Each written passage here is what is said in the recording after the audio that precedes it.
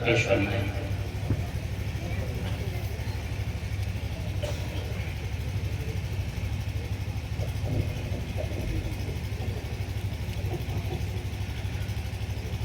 السلام علیکم ورحمۃ اللہ وبرکاتہ۔ الحمد للہ رب العالمین والصلاة والسلام علی سیدنا و نبینا محمد خاتم النبیین وعلی آلہ واصحابہ اجمعین۔ اما بعد فقد قال رسول اللہ صلی اللہ علیہ وسلم العلماء ورثۃ الانبیاء۔ حضرت صدر نام پر عالم دین حضرت مولانا مفتی محمد احسان صاحب قاسمی دامت برکاتہم، استاد حدیث دارالعلوم وقف دیوبند و محتمیم و بانی جامعہ العلوم دیوبند، اور اسٹیج پر موجود دارالعلوم وقف دیوبند کے معزز اساتذہ کرام، مہمانان اعظام اور عزیز طلبہ، یہ جامعۃ العلوم کا سالانہ پروگرام ہے۔ جامعۃ العلوم کے تحت کئی ادارے چل رہے ہیں۔ انگلش میڈیم کا بڑا خوبصورت تعارف ہمارے حضرت مفتی محمد سجاد صاحب نے قاسمی نے کرایا۔ حضرت مفتی امانت صاحب قاسمی نے طلبہ سے شاندار نصیحت کی۔ مطالبہ یہی ہے کہ کچھ کہا جائے، رسم ہے کہ جلسہ تقسیم اسناد میں کچھ بات کی جائے۔ حالانکہ جس مجلس میں حضرت مفتی احسان صاحب موجود ہوں وہاں کسی کو تقریر کرنے کی کوئی ضرورت نہیں ہے۔ ہمارے حضرت مفتی صاحب کی تدریسی شان سے تمام طلبہ واقف ہیں، اور تقریری شان سے تو پورا ہندوستان واقف ہے کہ جہاں مفتی صاحب ہوتے ہیں وہاں کسی کی دال نہیں گلتی، بلکہ گلی ہوئی دال بھی سوکھ جاتی ہے۔ عزیزو، کہنا یہ ہے، مجھے ایک دو باتیں آپ طلبہ سے مجھے کہنی ہیں۔ حضرت مفتی امانت صاحب نے بڑی اچھی نصیحت کر دی جو کام کی ہونی چاہیے۔ مجھے صرف ایک بات کہنی ہے، وہ یہ کہ آپ وارث ہیں اس علم کے جو رسول اللہ صلی اللہ علیہ وسلم نے ہمیں عطا فرمایا۔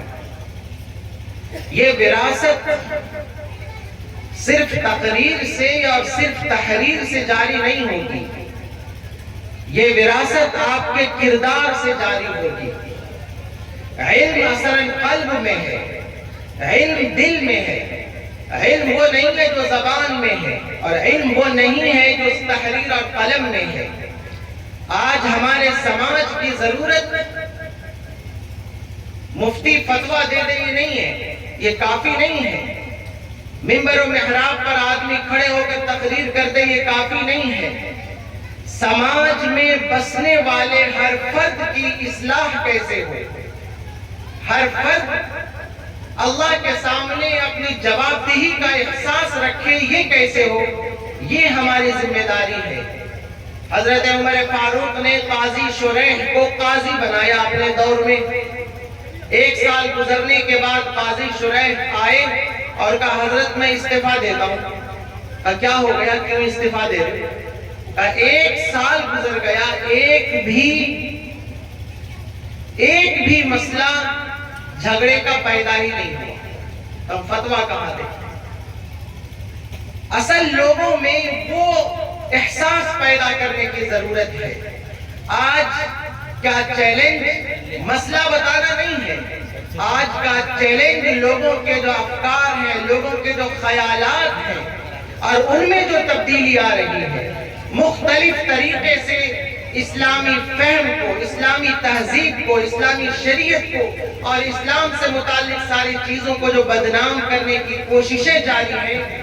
آپ کو میدان میں جا کر کے محاذ سنبھالنا ہے، آپ کو محاذ سنبھالنا ہے، آپ کو لوگوں کے فہم کو درست کرنا ہے، لوگوں کے اعتراضات کو درست کرنا ہے، اور آپ کو لوگوں کو سمجھا دینا ہے کہ اسلام کیا چاہتا ہے۔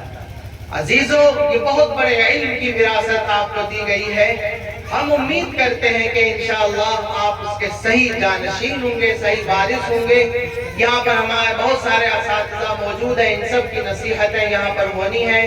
میں جامعۃ العلوم کے لیے نیک خواہشات کا اظہار کرتا ہوں اور دعا کرتا ہوں کہ اللہ تبارک و تعالی اس شجر سایہ دار کو مزید تناور فرمائے، مزید بار آور فرمائے اور اس کے افادے کو عام فرمائے اور اس کے تمام مقاصد حسنہ کی تکمیل فرمائے.